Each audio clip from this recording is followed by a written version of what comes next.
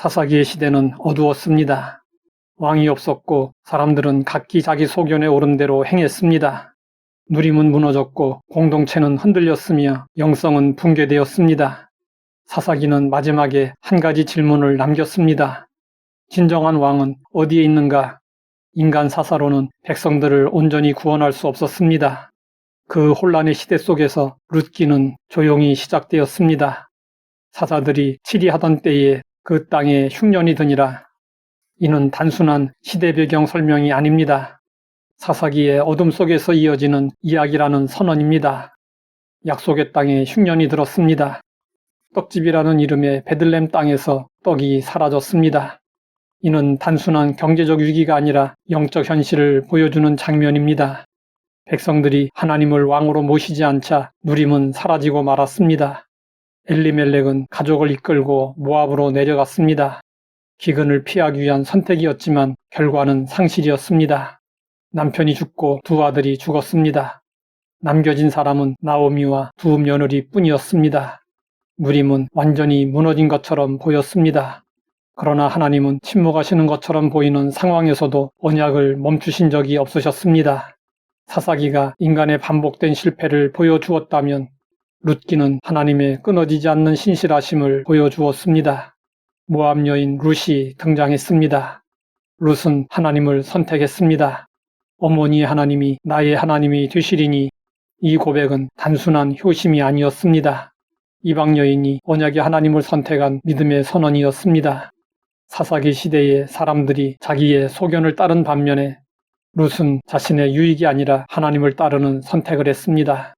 모든 것이 무너진 자리에서 룻은 하나님을 붙들었습니다. 룻은 화려한 기적을 경험하지 않았습니다. 그녀는 나오미와 베들렘으로 이주하여 생계를 위해 이삭을 주었습니다. 하나님은 들판에서 일하는 룻을 통해 역사를 움직이셨습니다. 밭의 주인 보아스가 룻이 일하는 자리에 나타났습니다.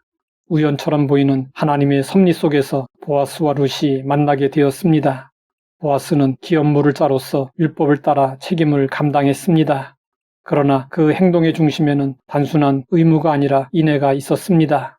룻기에는 하나님의 이름이 자주 등장하지는 않습니다. 하지만 하나님의 섭리는 장면마다 흐르고 있습니다.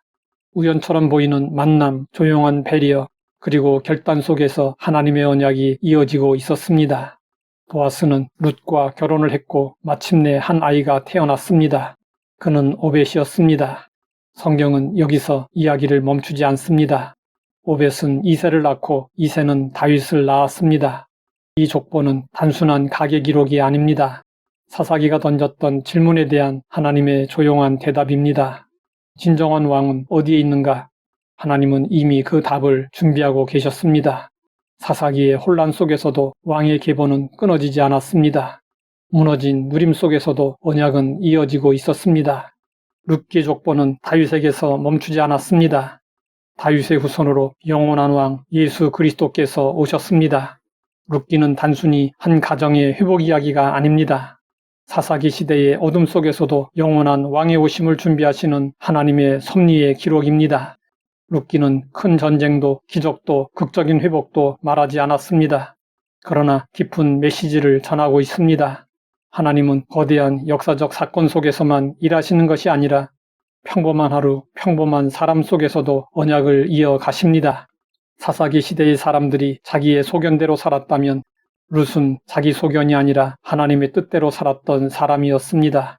사사기가 왕의 부재를 보여준다면 룻기는 왕을 준비하시는 하나님의 손길을 보여주었습니다. 사사기가 무너진 누림을 보여준다면 룻기는 그 무너진 자리에서도 언약이 이어지고 있음을 증언했습니다. 우리의 삶에도 때로 흉년의 시간이 찾아올 수 있습니다. 떠나야 할 때와 잃어버릴 때가 있으며 모든 것이 끝나버린 것처럼 느껴질 때가 있습니다. 그러나 하나님은 보이지 않는 자리에서 여전히 일하고 계십니다.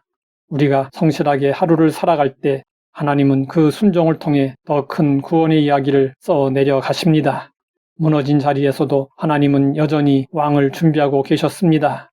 그래서 룻기는 절망 속에서 쓰여진 조용한 소망의 책이며 사사기의 질문에 대한 하나님의 신실한 응답입니다.